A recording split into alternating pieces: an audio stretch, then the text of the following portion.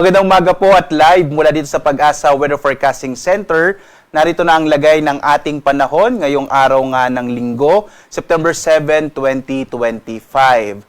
Sa latest na inilabas po ng mga thunderstorm advisories sa iba't ibang mga lugar sa ating bansa, makikita po natin as of 3 a.m., 3:10 a.m., ay may mga thunderstorm advisories tayo, particular na sa may bahagi ng Negros Island Region, Central Visayas, Zamboanga Peninsula, at sa may silangang bahagi ng Mindanao, yung Caraga at Davao Region. Muli po, maaari po tayong bumisita dito sa panahon.gov.ph para makita natin yung mga latest thunderstorm advisories, rainfall information, general flood advisories, at mga heavy rainfall warnings na inilalabas sa ating buong bansa. So makikita nyo po yung kompleto at updated na mga advisories and warnings kapag pumunta po kayo sa panahon.gov.ph.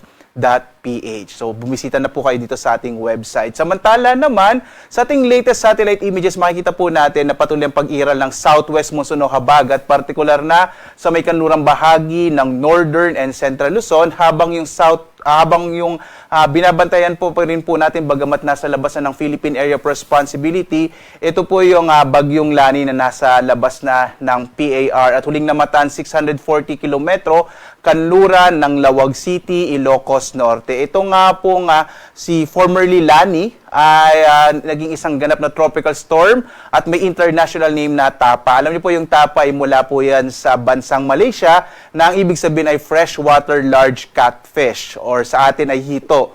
So sa Malaysia pala ang Tapa ay hito, no? So ang nagpangalan po nitong tropical storm na to ay ang bansang Malaysia. Hindi na natin ito inaasa makaka-apekto pa sa ating bansa at ang inaasahan natin posibleng bukas ito ay maglandfall sa may bahagi, katimugang bahagi ng China.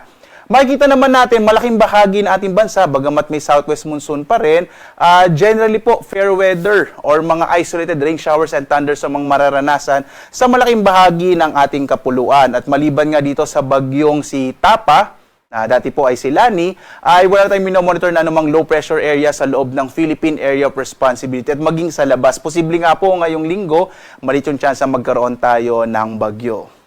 At ngayong araw nga, inaasahan natin malaking bahagi ng Luzon ay makararanas ng mga isolated rain showers and thunderstorms sa hapon hanggang sa gabi. Mga localized thunderstorms po ito. Normally, tumatagal ng mga 1 hanggang 2 oras at yung intensity po ng mga pag-ulan ay mula light to moderate at kung minsan po ay malalakas. Pero again, hindi po ito nagtatagal at hindi rin malawakan. Ang agwat ng temperatura natin sa Lawag, 24 to 32 degrees Celsius. Dito sa Baguio, nasa 16 to 21 degrees Celsius. Sa Tuguegarao naman, 25 to 33 degrees Celsius. Sa Metro Manila, 24 to 31 degrees Celsius.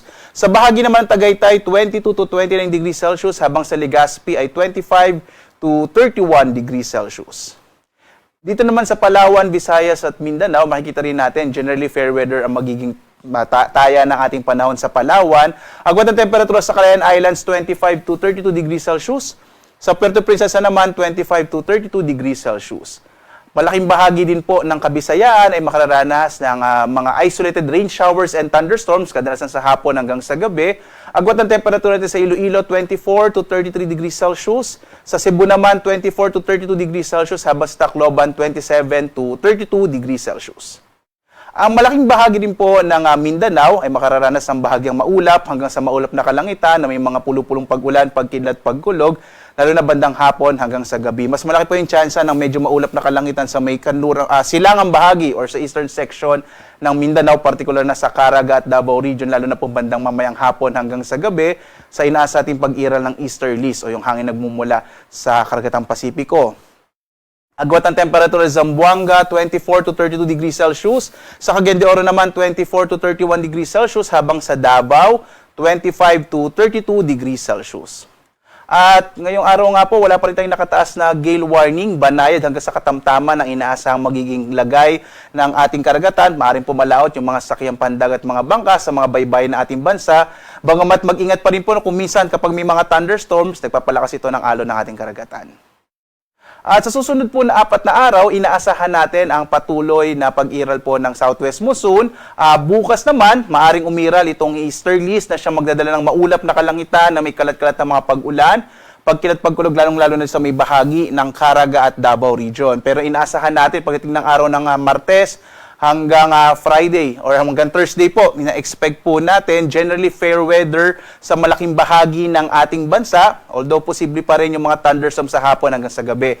This week, ina-expect po natin medyo hihina itong hanging habagat at dahil doon, inaasahan po natin na generally fair weather sa malaking bahagi ng ating kapuluan, lalo na sa may area ng Luzon at Visayas. Posibleng umiral yung easterlies or pwede rin po yung intertropical convergence zone, maring magdala ito na mas malaking tsansa ng mga pag-ulan sa may bahagi ng Mindanao. Muli po, no, i-update pa rin natin itong ating weather outlook sa mga susunod na araw. At kagaya ng binanggit ko kanina, malit yung tsansa magkaroon tayo ng bagyo, at least for this week, base sa pinakahuling datos na ating nakalap. Samantala, ang ating araw ay sisikat mamayang 5:44 na umaga at lulubog, ganap na 6:04 ng gabi.